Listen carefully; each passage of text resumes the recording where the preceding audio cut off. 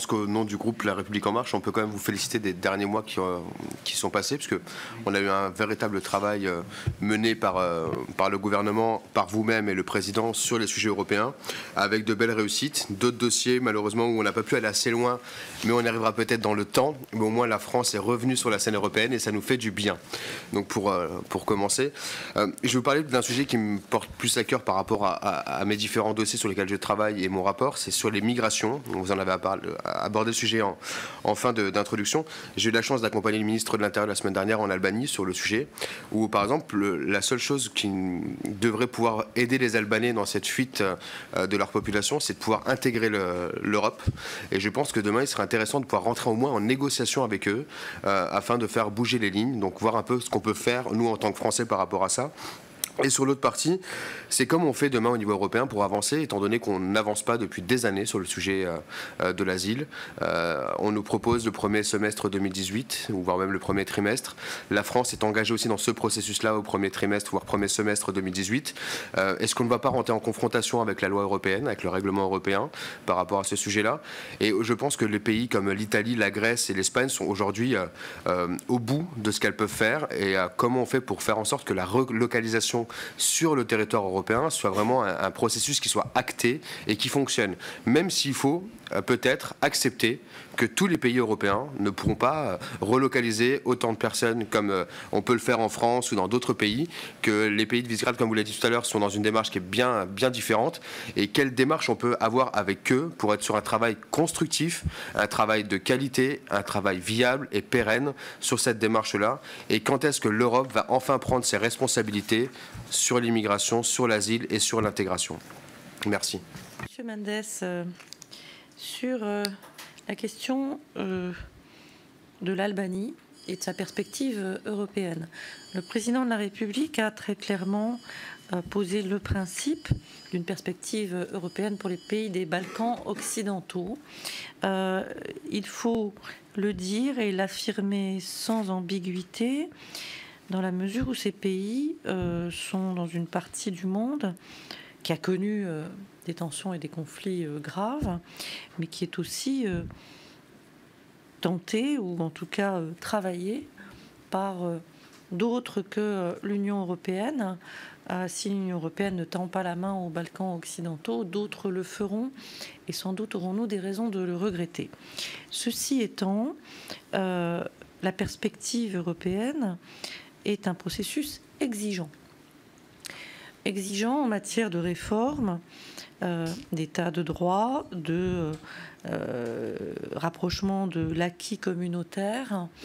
Et il n'est pas question de fixer une date, un délai artificiel et de se précipiter vers un élargissement lorsque les pays candidats ne seraient pas prêts. Aujourd'hui, ou plus exactement hier, l'Union européenne a ouvert 2 nouveaux chapitres de négociations avec la Serbie et le Monténégro, qui sont des pays qui ont progressé en direction de leur adhésion vers l'Union européenne. Ça n'est pas le cas d'autres pays des Balkans occidentaux, ça n'est pas faire de la discrimination que de le dire, mais on doit à nos concitoyens, on doit aussi aux pays candidats d'être sérieux, lucides et cohérents dans l'approche qui est la nôtre. Rejoindre l'Union européenne, c'est un processus extraordinairement exigeant. On sera exigeant, nous sommes exigeants sur les questions de lutte contre la corruption, de lutte contre la criminalité organisée, contre les trafics. Et les pays des Balkans occidentaux le savent, cette exigence aide ceux qui, dans ces pays, sont des progressistes et des réformistes, et il ne faut donc pas baisser notre seuil de demande. Sur la question de la réforme du régime européen de l'asile et sur la question des relocalisations, et vous ne m'en voudrez pas, Monsieur Bru, d'associer vos 2 questions. Sur la question des relocalisations, tout d'abord, nous n'avons cessé de le dire, le régime de l'asile en Europe, c'est un régime de responsabilité et de solidarité. De responsabilité pour les pays de première entrée, c'est eux qui doivent enregistrer les demandes d'asile des demandeurs qui se présentent sur leur côte ou à leur porte. De solidarité aussi, en cas d'afflux massif de migrants, il est normal que l'ensemble des pays de l'Union européenne exprime sa solidarité. Il ne serait pas acceptable qu'un pays s'estime exclu de cette solidarité au motif que, par exemple, il n'a pas d'histoire coloniale. Je cite évidemment des propos qui ont été tenus par certains États. La décision qui a été prise en 2015 par le Conseil s'impose à tous. Et les décisions qui ont été prises ou qui seront prises par la Cour de justice de l'Union européenne doivent être respectées. Nous-mêmes, nous nous sommes engagés à relocaliser 10 000 personnes en demande de protection.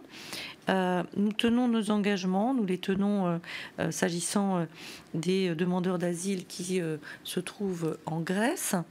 Nous les tenons davantage que par le passé, s'agissant de demandeurs d'asile qui se trouvent en Italie, lorsque nous sommes face à des personnes en besoin manifeste de protection. C'est davantage le cas, on le sait, en Grèce qu'en Italie, où il y a beaucoup plus de migrants économiques illégaux. Est-ce que nous allons arriver à réformer ce régime européen de l'asile ? Ce n'est pas la première fois que le Conseil réaffirme la nécessité de progresser. Le sujet a été débattu au Conseil pendant le dîner et sans conclusion, notamment à la demande de pays qui, comme l'Italie, sont dans une période de campagne électorale.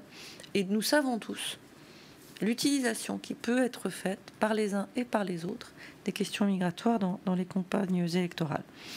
Le paquet asile, en réalité, progresse, mais progresse de manière désordonnée. Ça n'est pas vraiment un paquet, c'est-à-dire qu'il y a des sujets sur lesquels des progrès ont été enregistrés et d'autres, la révision du règlement de Dublin, sur lesquels les progrès sont plus lents. Il faut continuer à avancer, il faut engranger tous les progrès qui peuvent être faits et travailler comme nous le faisons, comme nous l'y avons incité, à la dimension externe de la gestion des flux migratoires, avec un meilleur contrôle des frontières extérieures de l'Union européenne, avec le renforcement du corps des gardes-frontières de l'Union européenne, avec un travail beaucoup plus intense avec les pays d'origine et les pays de transit. Et c'est ce que nous faisons, c'est la fierté de la France d'avoir incité à cette accélération du processus de gestion externe, de la dimension externe des flux migratoires.